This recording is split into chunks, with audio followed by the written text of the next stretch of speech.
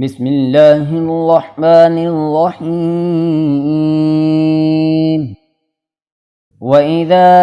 طلقتم النساء فبلغن أجلهن فامسكوهن بمعروف أو سرحوهن بمعروف ولا تمسكوهن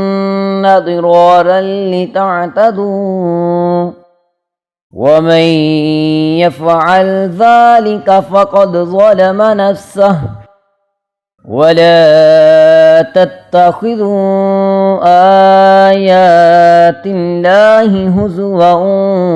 واذكروا نعمة الله عليكم وما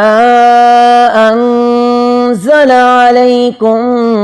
من الكتاب والحكمة يعظكم به واتقوا الله واعلموا أن الله بكل شيء عليم وإذا طلقتم النساء فبلغن أجلهن فلا تعضلوهن أن ينكحن أزواجهن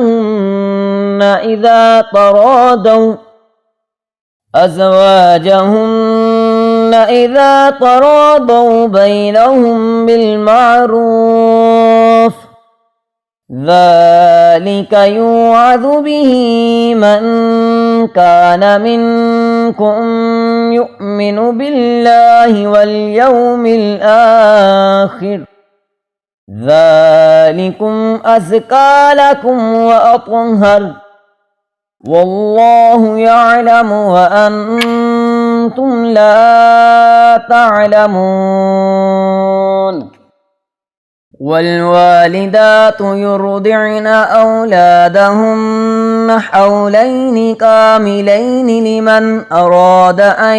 يتم الرضاعة وعلى المولود له رزقهن وكسوتهن بالمعروف لا تكلف نفس إلا وسعها لا تضار والدة بولدها ولا مولود له بولده وعلى الوارث مثل ذلك فإن أراد فصالا عن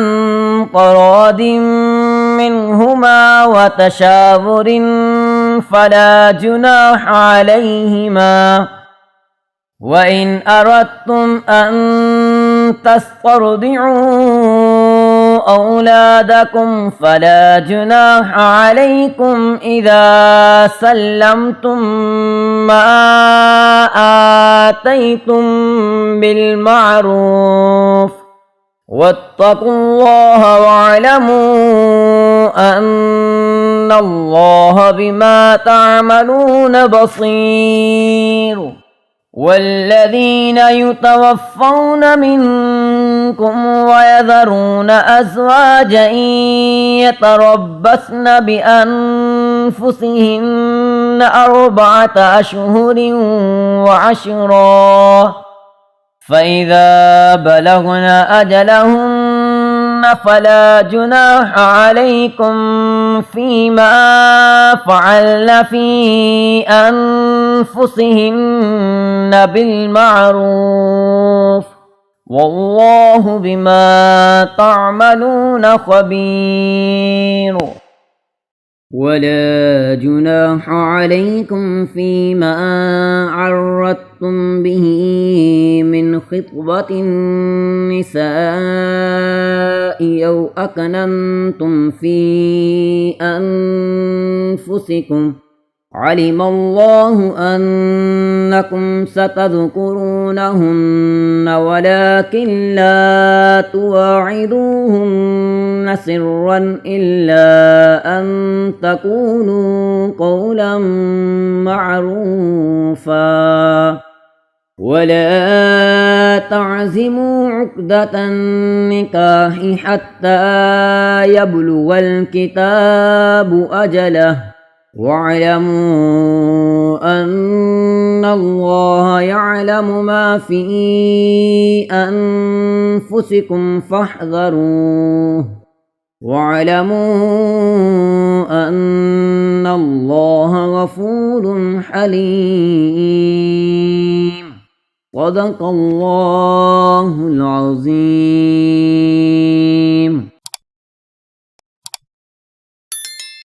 شروع اللہ کے نام سے جو بڑا مہربان نہایت رحم والا ہے۔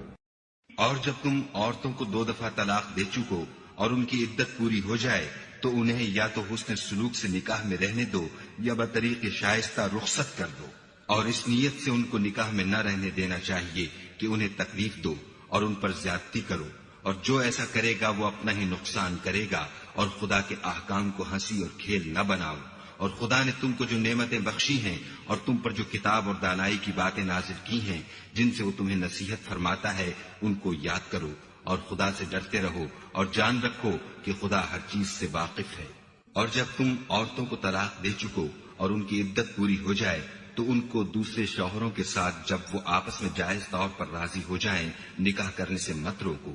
اس حکم سے اس شخص کو نصیحت کی جاتی ہے جو تم میں خدا اور روز آخرت پر یقین رکھتا ہے، یہ تمہارے لیے نہایت خوب اور بہت پاکیزگی کی بات ہے، اور خدا جانتا ہے اور تم نہیں جانتے۔ اور مائیں اپنے بچوں کو پورے 2 سال دودھ پلائیں، یہ حکم اس شخص کے لیے ہے جو پوری مدت تک دودھ پلوانا چاہے، اور دودھ پلانے والی ماؤں کا کھانا اور کپڑا دستور کے مطابق باپ کے ذمے ہوگا۔ کسی شخص کو اس کی طاقت سے زیادہ تکلیف نہیں دی جاتی، تو یاد رکھو کہ نہ تو ماں کو اس کے بچے کے سبب نقصان پہنچایا جائے اور نہ باپ کو اس کی اولاد کی وجہ سے نقصان پہنچایا جائے، اور اسی طرح نان نفقہ بچے کے وارث کے ذمے ہے، اور اگر دونوں یعنی ماں باپ آپس کی رضامندی اور صلاح سے بچے کا دودھ چھڑانا چاہیں تو ان پر کچھ گناہ نہیں، اور اگر تم اپنی اولاد کو دودھ پلوانا چاہو تو تم پر کچھ گناہ نہیں، بشرطے کہ تم دودھ پلانے والیوں کو دستور کے مطابق ان کا حق جو تم نے دینا کیا تھا دے دو، اور خدا سے ڈرتے رہو اور جان رکھو کہ جو کچھ تم کرتے ہو خدا اس کو دیکھ رہا ہے۔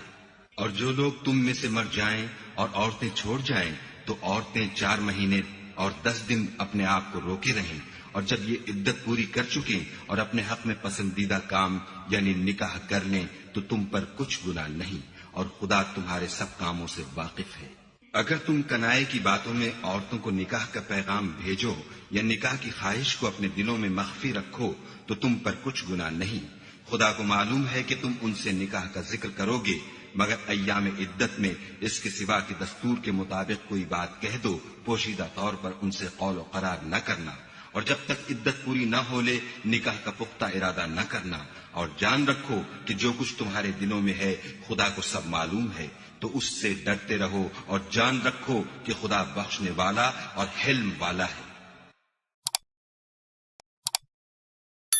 In the name of Allah, the Beneficent, the Merciful.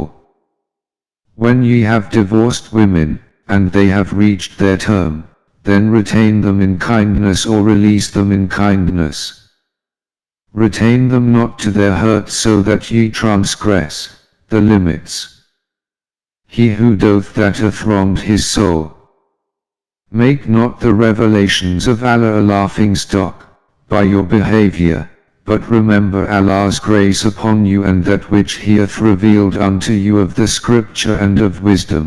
whereby He doth exhort you. Observe your duty to Allah and know that Allah is aware of all things. And when ye have divorced women and they reach their term, place not difficulties in the way of their marrying their husbands if it is agreed between them in kindness. This is an admonition for him among you who believeth in Allah and the last day. That is more virtuous for you, and cleaner. Allah knoweth, ye know not. Mothers shall suckle their children for 2 whole years, that is, for those who wish to complete the suckling. The duty of feeding and clothing nursing mothers in a seemly manner is upon the father of the child. No one should be charged beyond his capacity. A mother should not be made to suffer because of her child, nor should he to whom the child is born, be made to suffer, because of his child.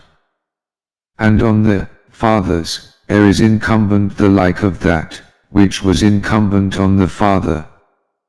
If they desire to wean the child by mutual consent and, after consultation, it is no sin for them, and if ye wish to give your children out to nurse, it is no sin for you, provide that ye pay what is due from you in kindness. Observe your duty to Allah, and know that Allah is seer of what ye do. Such of you as die and leave behind them wives, they, the wives, shall wait, keeping themselves apart, 4 months and 10 days. And when they reach the term prescribed for them, then there is no sin for you in aught that they may do with themselves in decency. Allah is informed of what ye do. There is no sin for you in that which ye proclaim or hide in your minds concerning your troth with women. Allah knoweth that ye will remember them. But plight not your troth with women except by uttering a recognized form of words. And do not consummate the marriage until the term prescribed is run. Know that Allah knoweth what is in your minds, so beware of him, and know that Allah is forgiving, clement,